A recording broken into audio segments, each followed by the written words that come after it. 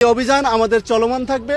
স্ক্রিনের এই ব্যক্তি রোজা ভাঙিয়ে ধর্ষণ করতেন গুম থাকা ব্যক্তির স্ত্রীকে। হ্যাঁ, ইনি র্যাবের সাবেক ঊর্ধ্বতন কর্মকর্তা আলেপ উদ্দিন। দফায় দফায় তার ধর্ষণের শিকার হয়ে এক পর্যায়ে মানসিক ভারসাম্য হারিয়ে মারা যান ভুক্তভোগী সেই নারী। না কোনো গুঞ্জন কিংবা ধারণা নয়, আলেপের বিরুদ্ধে এমন অভিযোগের যথেষ্ট প্রমাণও আছে। এই কথা খোদ গণমাধ্যমের সামনে বলেছেন আন্তর্জাতিক অপরাধ ট্রাইব্যুনালের chief prosecutor advocate Tajul Islam. একজন আসামিকে গুম করে রাখার সময়ে তার স্ত্রীকে, তার বিশ্ববিদ্যালয় পড়ুয়া স্ত্রীকে তার স্বামীকে হত্যার ভয় দেখিয়ে তাকে বাধ্য করে একাধিকবার রমজান মাসে রোজা ভাঙিয়ে তাকে ধর্ষণ করা হয়েছে। এই তথ্য প্রমাণ আদি আমাদের কাছে এসেছে। শুধু তাই নয়, এই আলেপ ক্রসফায়ারের মাধ্যমে হত্যা করেছেন বহু নিরীহ মানুষকে, যে কারণে নিজের বাহিনীর মধ্যেই তিনি পরিচিত ছিলেন টার্গেট শুটার হিসেবে। এমনকি কেউ কেউ তাকে জল্লাদ হিসেবেও অভিহিত করেন। আলেপের এমন গা শিউরে ওঠা কর্মকাণ্ডের জন্যই তিনি ছিলেন ফ্যাসিস্ট হাসিনার অন্যতম প্রিয় পাত্র, প্রচলিত ভাষায় যাকে কিনা গোলাম বলে আর কি। এসব অপকর্মের জন্য আবার অবৈধ আওয়ামী লীগ সরকারের সময় ভূষিত হয়েছেন প্রেসিডেন্ট পুলিশ মেডেল এবং বাংলাদেশ পুলিশ মেডেলের মতো পদকে।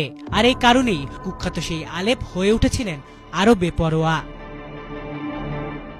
অভিযোগ আছে, জুলাই বিপ্লব চলাকালীন রাজধানীর যাত্রাবাড়ি, নারায়ণগঞ্জ, শনির আখড়ায় পাখির মতো মানুষ হত্যা করা হয় এই আলেপের নেতৃত্বেই। এমনকি তার বিরুদ্ধে আসামিকে চোখ বাঁধা অবস্থায় ইলেকট্রিক শক দিয়ে এবং উল্টো করে ঝুলিয়ে নির্যাতনের প্রমাণও পাওয়া গেছে, এমনটাই খবর গণমাধ্যমগুলোর।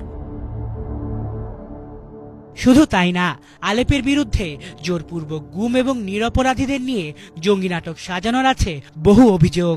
জানা গেছে, পুলিশে নিয়োগপ্রাপ্ত হয়ে আলেপ উদ্দিন হয়ে উঠেছিলেন আওয়ামী লীগ সরকারের আস্থাভাজন। চাকরির 1 বছর পরই তাকে র্যাবে পাঠানো হয়। র্যাব 11তে দায়িত্ব পালনকালে তিনি গুম ও ক্রসফায়ার করে হাত পাকান। র্যাব সদর দপ্তরের গোয়েন্দা ইউনিটে গিয়ে এই কর্মে অভিজ্ঞতা বাড়ান। গণমাধ্যম থেকে পাওয়া সূত্র মতে এখন পর্যন্ত ঢাকা নারায়ণগঞ্জ মিলিয়ে মোট 20টি ক্রসফায়ারের সঙ্গে জড়িত তিনি।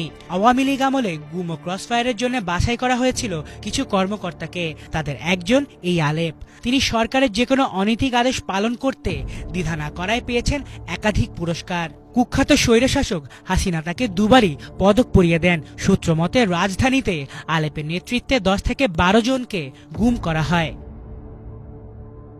চাঁদাবাজির সঙ্গেও বেশ ভালোভাবে জড়িত ছিলেন আলেপ। নারায়ণগঞ্জ অঞ্চল থেকে বিভিন্ন ব্যবসায়ীকে জিম্মি করে হাতিয়েছেন কোটি কোটি টাকা। এমনকি তার নাম ব্যবহার করে পৈতৃক নিবাস কুড়িগ্রামেও কোটি কোটি টাকার অবৈধ সম্পত্তি অর্জন করেছেন আলেপের ছোট ভাই আলতাফ। আছে 10 কোটি টাকার সম্পত্তি। 30 বিঘা জমিতে গড়েছেন পুকুর।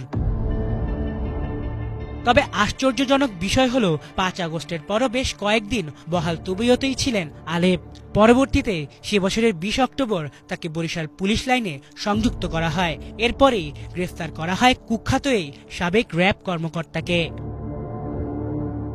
আলিফ Chowdhury, Bangla vision news desk.